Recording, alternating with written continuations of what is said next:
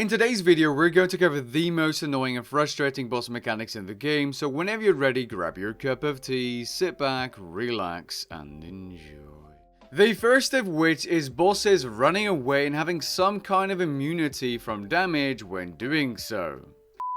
About 65% of you watching are not subscribed. Subscribe or else this toad will be in your next burger.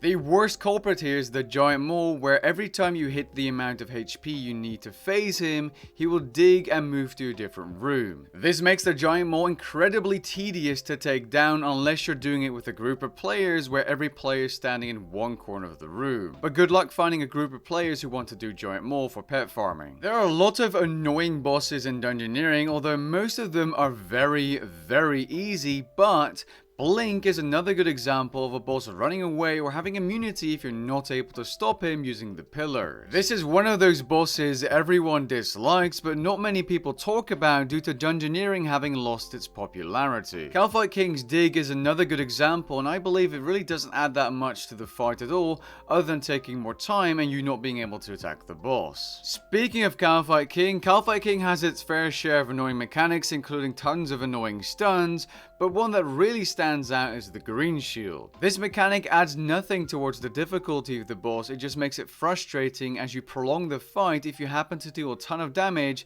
when Calphite King just green shields, as you will heal the boss.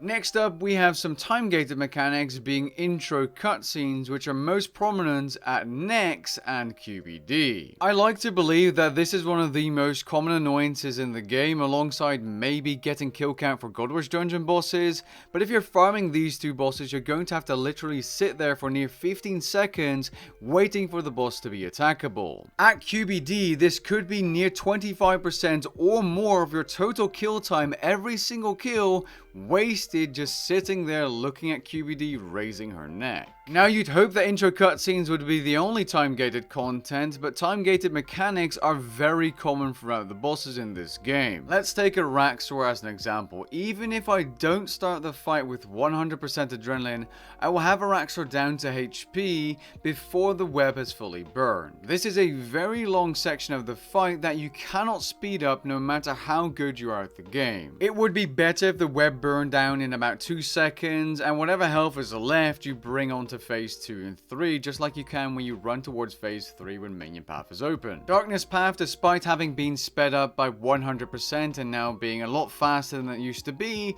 it's still time-gated content that no one really enjoys. And just when you think you're free of time-gated content at Araxor, you phase into phase 4. It doesn't really matter when you're first trying out the boss, but after hundreds of kills it really does get old. Also, without the persistent rage relic or using anticipation in time, your adrenaline will drain before phase 4, which is absolutely not ideal. Masut is a cool little boss, but killing his water tornadoes for near 90 seconds is definitely not cool. This is one of the longest time-gated sections of a boss fight in the game. Now, sure, it matters for the final part of the fight, as you get reduced damage with those tornado stacks and all that good stuff, but really, you could have increased the amount of stacks you get per tornado and just divided the amount of time by 10. Now, there's plenty more time-gated mechanics in the game, like the Skeletal Horde engineering boss, or having to kill Commander Zillian on hard mode with an ultimate ability, or yeeting 4 gravity orbs at Virago in phase 2 to progress through the fight, but you get the point. Time-gated mechanics are common, and some are worse than others. One boss mechanic I think should be removed from the game straight away are stat, or more specifically, overload draining mechanics. You have these at Telos, at the AOD Smoke Crystal I believe, Magic Araxor does it, and of course Raksha's little venomous dinosaurs also do it. This mechanic just causes you to use more supplies for no reason and having to click your overload more often, which just isn't a good mechanic. It's terrible game design, and I'm not sure about you guys, but I don't think there's any reason why this should be in the game. The last mechanic I'm going to be covering in this video is falling rocks. Now, these are an age-old mechanic as they're located at General Grador. Dungeoneering bosses have the mechanic, and bosses like Telos and Raksha have this mechanic as well.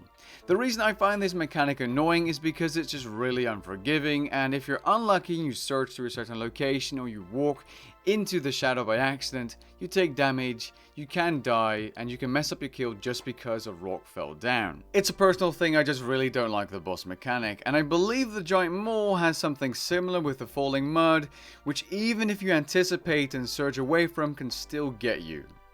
Anyways, with that being said, I've covered my personal most hated boss mechanics.